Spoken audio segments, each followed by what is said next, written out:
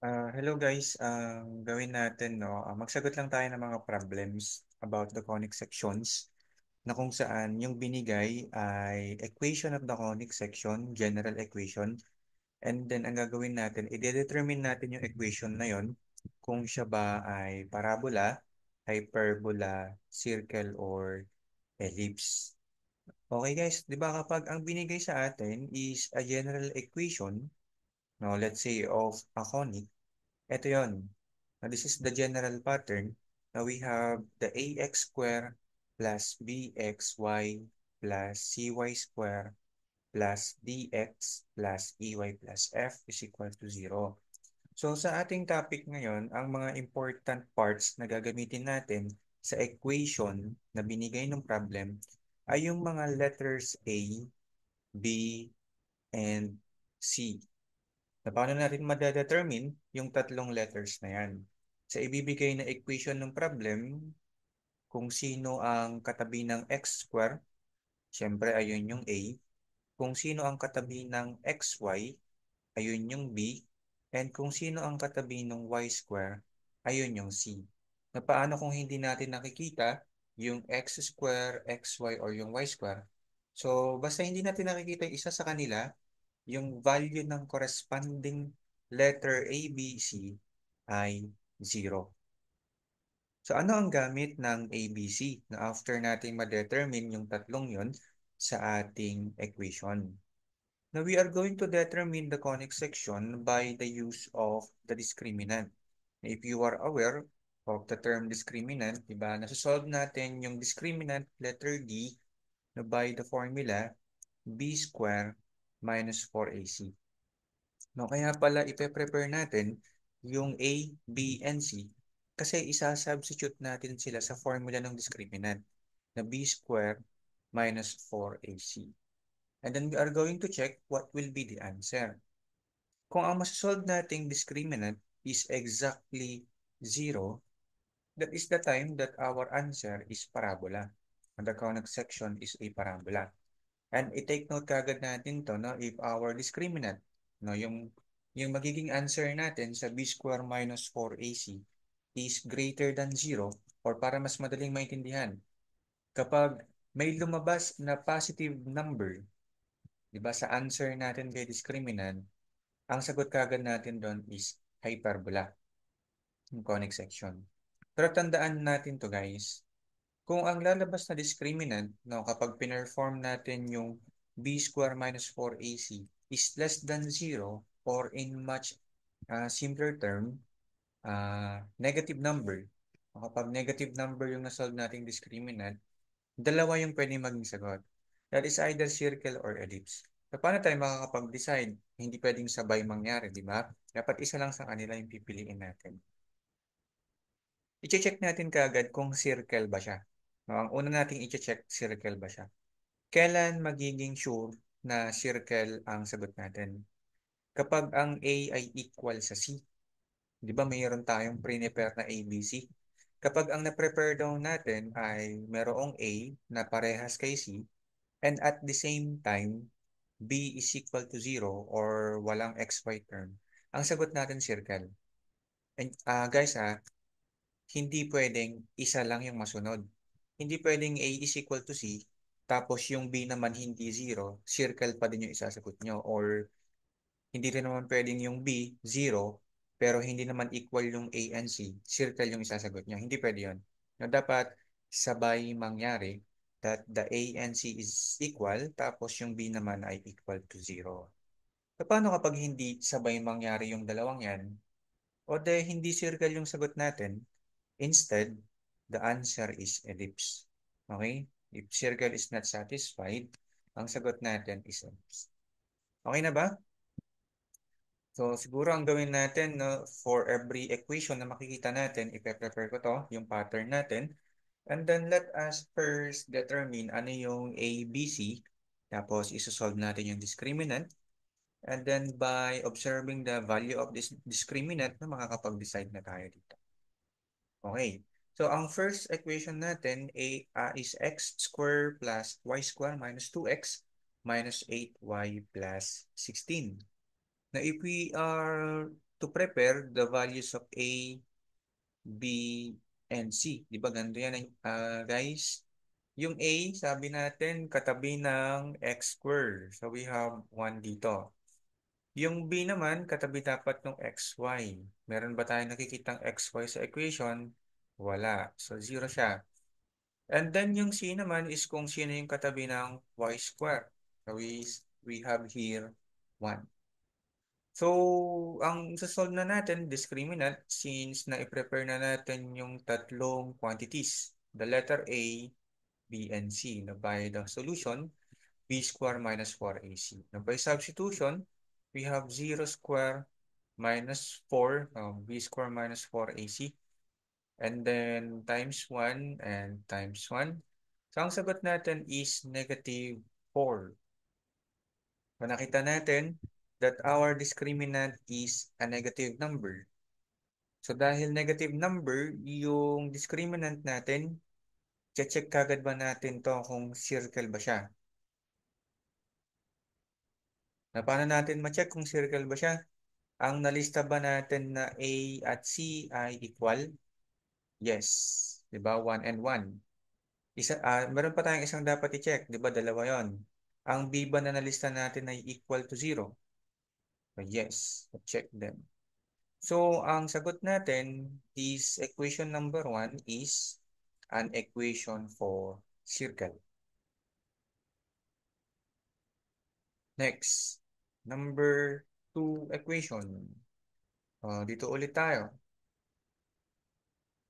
So, by preparing, ang katabi ng x square sa equation number 2 is 1. Wala ulit tayong xy term, so this is 0. And then, meron tayong c, katabi ng y square. But take note, negative sign, kaya negative 1. Ito. So, by the discriminant, by the formula that the discriminant is b square minus 4ac. Now, let's have the substitution. 0 square minus 4, and then letter A is positive 1. Letter C naman is negative 1. Now, by performing this, we have negative 4 times negative 1. But the answer is positive 4. Now, since ang nasolve natin na discriminant is a positive number, ang sagot natin is, ano ulit? Kapag positive, hyperbola. Nabalikan natin yung introduction natin, di ba? Talking about the discriminant, positive number yung nasolve natin, the answer is hyperbola. And kapag negative number, ayun nga, check natin kung ellipse or circle. Dito tayo sa equation number 3. Okay, ulit-ulitin lang natin yung pattern hanggang sa ma-master nyo kapag kayong mag-isa na lang. So, yung A is katabi ng x squared. So, the coefficient of x squared is 1. Yung B is katabi ng xy. Wala tayong nakikitang xy term, so 0. And then yung C naman is 12. Di ba yung katabi ng y square?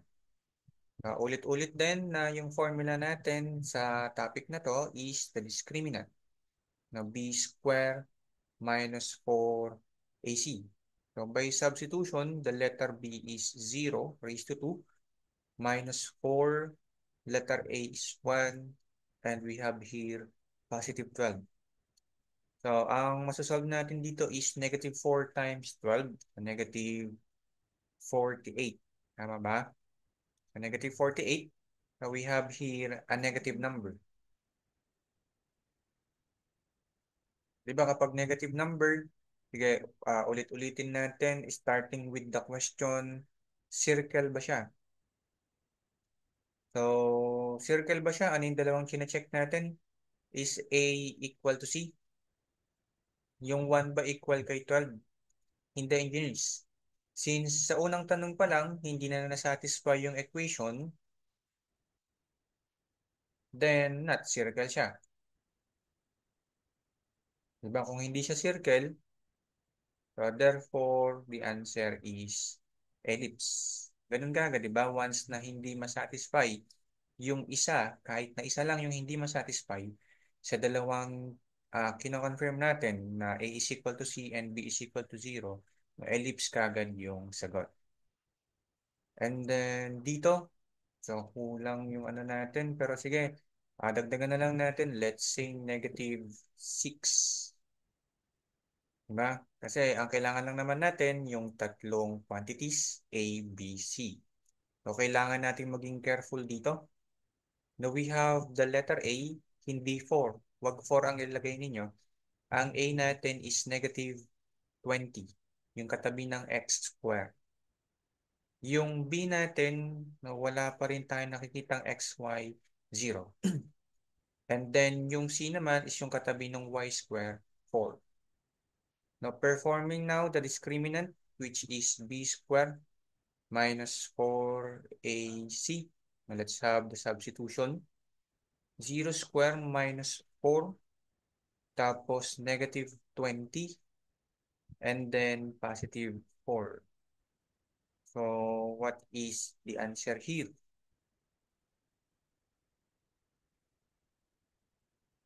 So negative 20 times 4, well, that is negative 80. And then times negative 4, now we have negative 320, positive 320. But to make sure, di ba, may calculator naman tayo. So yes, now we have the positive 320. Now since our answer for the discriminant is a positive number, understood kagad to. Di ba, hindi na natin kailangan mag-decide pa ng ibang pinuprove dito. Ang sagot kagad natin is hyperbola.